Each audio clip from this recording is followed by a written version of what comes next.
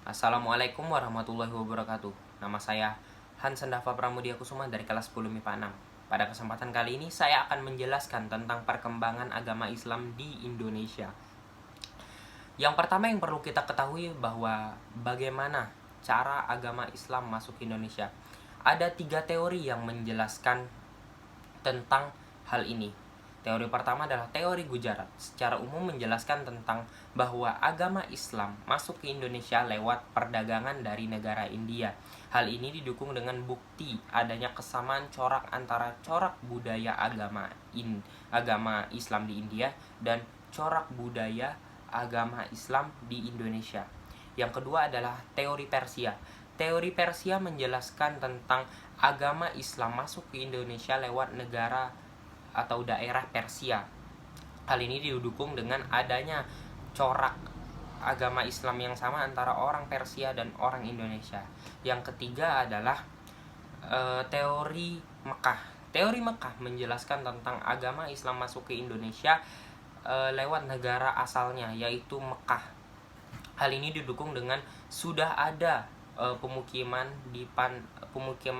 Islam di pantai-pantai barat Sumatera sebelum abad ke-7 Masehi. Nah, yang kedua kita akan membahas tentang apa sih faktor-faktor yang menyebabkan agama Islam berkembang pesat di Indonesia. Kita ketahui bahwa agama Islam merupakan agama dengan penduduk penganutnya terbesar di Indonesia. Faktor pertama adalah bahwa untuk masuk agama Islam hanya memerlukan prosedur yang mudah, yaitu membaca 2 kalimat syahadat. Yang kedua adalah agama Islam merupakan agama yang demokratis, yang artinya dia tidak membedakan penganutnya, entah itu kulit hitam atau kulit putih, ataupun kaya ataupun miskin.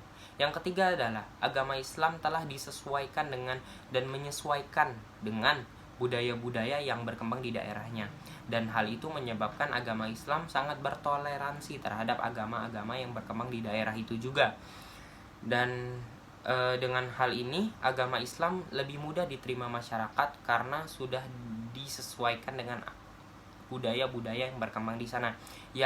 Dan juga peran kerajaan-kerajaan Islam seperti Samudra Pasai, Kerajaan Demak, dan Kesultanan yang ada di Pontianak juga sangat memengaruhi perkembangan pesat Islam di Indonesia.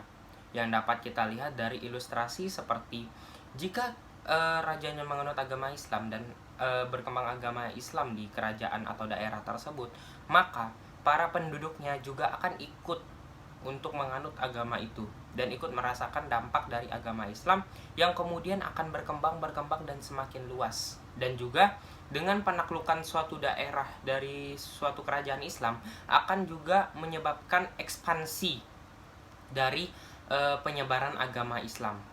Maka dari itu itulah ilustrasi tentang bagaimana penyebaran agama Islam terkait dengan kerajaan-kerajaannya.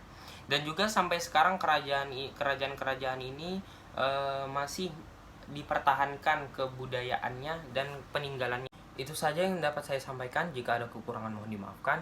Wabillahi taufiq wal hidayah. Wassalamualaikum warahmatullahi wabarakatuh.